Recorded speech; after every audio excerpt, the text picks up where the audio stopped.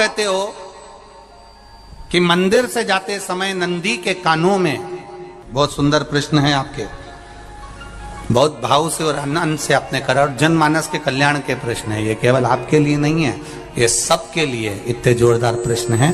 जो गलती भी करते होंगे तो उसको सुधार सकते।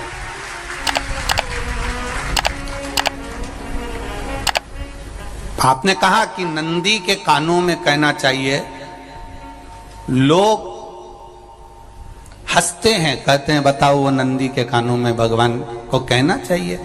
वैसे तो हम आपको एक बात बता दें कि दुनिया के लोग किसी दूसरे धर्म की कभी हंसी नहीं उड़ाते। दुनिया के लोगों को दूसरे का धर्म अच्छा लगता है। दुनिया के लोग सबसे ज्यादा हंसी उड़ाते हैं तो हमारे सनातन धर्म की ही उड़ाते हैं, और जी खुद उड़ाते हैं, दूसरा उड़ाने वाला नहीं होता। दूर के ढोल हमें समझ में आते हैं, उसका धर्म हमें समझ में आ गया, उनका क्या है, ऐसा है, आओ कुछ नहीं, उनके धर्म में ऐसा है, कितना आनंद हमें दूसरे के धर्म में लग रहा है, और हमारा सनातन धर्म हमको बुरा लगता है। हमारे सनातन धर्म हमें बुरा लगने लगा। अरे भाई, लोग कहते हैं कि नंदी के कान में कहते हो, ये कोई हमारे पुराणों में या शास्त्रों में लिखा है? भगवती बहन साहू, आपको धन्यवाद देना चाहूंगा और एक बात कहना चाहूंगा, जितनी भी शिव महापुराण के अंतर्गत चाहे उपाय जो बताए जाते हैं कि बेलपत्री ऐसे चढ़ाना, काली मिर्च ऐसे चढ़ाना, चावल ऐसे चढ़ाना, धतूरा का क्या महत्व है, शमी के पत्ते का क्या महत्व है, बेलपत्री के पत्ते का क्या महत्व है, ये जितनी भी बातें बताई जाती हैं ये सब पुराण के अंतर्गत से बताई जाती है। अब दुनिया के लोग इसको चाहे टोटका कह दें, चाहे दुनिया के लोग इसे टोना कह दें, पर पुराण से हटकर कुछ नहीं। और आप लोगों को अगर बोला है कि नंदी के कान में कहकर भगवान शंकर के मन में बात पहुंचे, तो ये क्यों कहा, तो ये भी हमारी शिव महापुराण में लिखा है, जलंधर के चरित्र में। कोई आपसे कहे कि नंदी के कान में बोलने से क्या होता है, ये जलंधर का चरित्र कह रहा है। मां पार्वती जी का हस्त कमल पकड़कर जलंधर लेकर जाने लगा।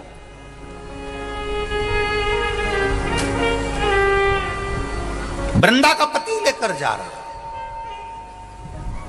वृंदा तो भगवान की भक्ति में लीन रहती थी, उसको तो जलंधर को सबसे ज्यादा तकलीफ थी नारायण से, पर शिव के पास आ गया, क्योंकि ईर्षा प्रवृत्ति, अभी कथा में कहा, कोई कोई ऐसा होता है जिसको तुमसे बेर नहीं होता तो भी अंदर से ईर्षा जाग जाती है। कोई कोई ऐसा होगा जिसको अंदर से ईर्षा जागती है, अपने आप अंदर से ईर्षा जागती है, उसका कोई बेर नहीं, और ईर्षा जाग रही, भीतर से ईर्षा जागा। ना आप उससे मिले हो, ना कभी वो आप उसके सामने बैठे हो। कई लोग किसी ना किसी की बुराई करते हैं तो हम लोग पूछ भी लेते हैं, क्यों साहब उनसे मिलकर आए हो क्या तुम? कभी नहीं मिल किया है, कभी उनका सामना हुआ नहीं हुआ, तो फिर बुराई क्यों कर रहा? एक ने कर दी थी इसलिए हमारे ध्यान में था तो हमने भी कर दी। लो, वो कुआं में डूब के मरेगा तो तू भी मरेगा का? नहीं साहब। नंदी सामने बैठा है, गणेश जी को मालूम पड़ गया, कार्तिकेय को मालूम पड़ गया, मां पार्वती जी का हस्त कमल जलंधर ने पकड़ लिया और लेकर चला। मालूम पड़ गया, तब नहीं रहा गया। गणेश जी को क्रोध आ गया और गणेश जी महाराज आए, शिव जी को जगाने लगे, पिताजी पिताजी पिताजी कर कर जगाया, उठो पिताजी, पिताजी उठिए, पिताजी जागिए, पिता को जगा रहे हैं। भगवान शंकर नहीं उठे, तप में लीन थे। क्या करें हम? जलंधर के पास में इतना बल है, इतना बल है, और पिता की आज्ञा नहीं होगी तो हम कैसे मार देंगे इसको? मारने को तो हम मार दें। मां ने आज्ञा करी थी कि जलंधर उसको तारकासुर को मार दो, तो कार्तिकेय ने तारकासुर को मार दिया। शिव जी की आज्ञा नहीं तो हम इसको कैसे मारें, क्या करें? सब कुछ गणेश जी ने देख लिया, शंकर जी के ऊपर बहुत बहुत बहुत बहुत प्रार्थना कर कर देख ली, पर शंकर जी नहीं जागे। तब आखिरी में विनायक ने, गणेश ने, जितने लोग आस्था चैनल पर कथा सुन रहे हैं, जितने लोग फेसबुक यूट्यूब पर कथा सुन रहे हैं, इस बात को याद रखना कि नंदी के कान में कहने से क्या होता है वो ये इस कथा से सीख लेना। आखिरी में गणेश जी को लगा किसको कहूं, शंकर जी भी तप में हैं, नंदी भी तप में हैं, मैं किसको कहूं? शिव जी को कह के कर थक गया, पिताजी को बोल बोल कर थक गया, पिताजी जागते नहीं। अब मैं किसको कहूं ये बात, किससे कहूं?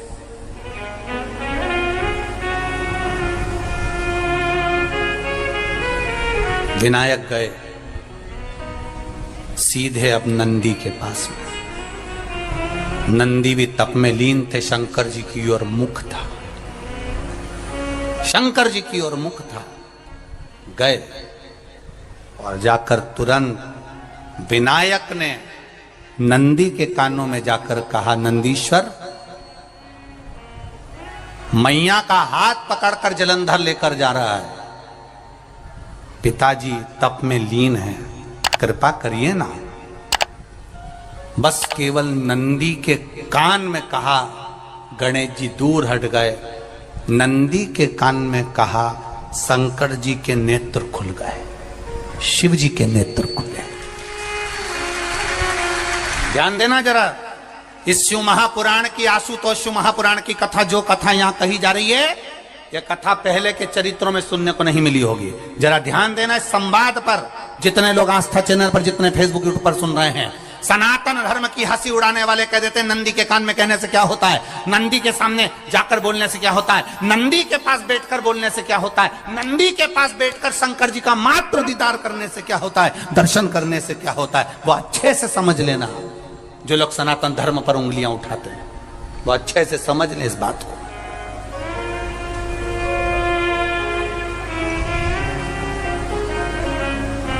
क्या होता है, नंदी तप में लीन, शिवजी तप में लीन, शिव नहीं उठ रहे। विनायक ने नंदी के कानों में जाकर कह दिया, नंदी के कान में जाकर कहा, नंदी के नेत्र नहीं खुले। नेत्र किसके खुले? जम के बोलो, महादेव के खुले हैं, शिव जी के खुले हैं। ये मन का तार। नंदी शंकर की आराधना कर रहे थे, शिव अपनी भक्ति में डूबे थे। यहां कहा, यहां पहुंचा, जो दिल में था उस तक बात पहुंच गई। नंदी के दिल में शिव थे, तुम कहे, नंदी ने शंकर तक बात पहुंचा दी। वो सूत्र जो बंधा था दिल से दिल तक का, वो पहुंच गया। वो सूत्र जो दिल से दिल तक बंधा हुआ था, मन से बंधा हुआ था, खबर वहां तक पहुंच गई, खबर पहुंच गई। उसको जानो, लुटाइए, ये मौका मिला है आनंद का, दिल से प्रेम लुटाओ। नंदी से कहा, नंदी ने देवादिदेव महादेव से नहीं कहा, केवल नंदी आंख बंद कर कर बैठे थे। कहते सही भगवान गणेश के शब्द शिव जी तक पहुंच गए, शिव जी के नेत्र खुल गए और उन्होंने जलंधर के पास पहुंचकर पार्वती जी का हस्त कमल छुड़वाया। जरा विचार करिएगा, आप नंदी से कहते हो मेरे महादेव तक बात पहुंच जाती है, आपको केवल नंदी से प्रेम से कहना है, नंदीश्वर मेरे बाबा, ए मेरे बाबा, आप रोज शिव जी को लेकर भ्रमण पर निकलते हो, मुझे बहुत दुख है, आप मेरे दुख को मिटाने के लिए मेरे दरवाजे पर क्यों नहीं आते? नंदीश्वर से कहा, शिव जी तक बात पहुंच जाएगी, शंकर के नेत्र आपके लिए खुल जाएंगे और महादेव आपके यहां खड़ा मिले, मेरा महादेव आपके पास में खड़ा मिले। आशुतोष महापुराण की कथा कहती है, लोग कहते हैं नंदी को कहने से क्या होता है, ये शिव तत्व की कथा आशुतोष शिव महापुराण कह रही है। कहा वहां तक पहुंचा, दिल से दिल का कंठ। जो भगवान नंदी के कानों में कुछ कहकर आते हैं, बोले हो कभी? सीधे बोल देते हो क्या जाकर? नंदी के कानों में कहने का भी एक तरीका है, आप लोगों को मालूम होगा वो तरीका? नहीं मालूम? ये बेलपत्री की जो डंडी रहती है ना, बीच का जो भाग है, ध्यान दिए ना जरा सा, ये बीच की जो डंडी है, फिर से देखिए, बेलपत्री के 2 पत्ते और उसके पास में जो बीच की जो डंडी का भाग है, दिख रहा है आप लोगों को?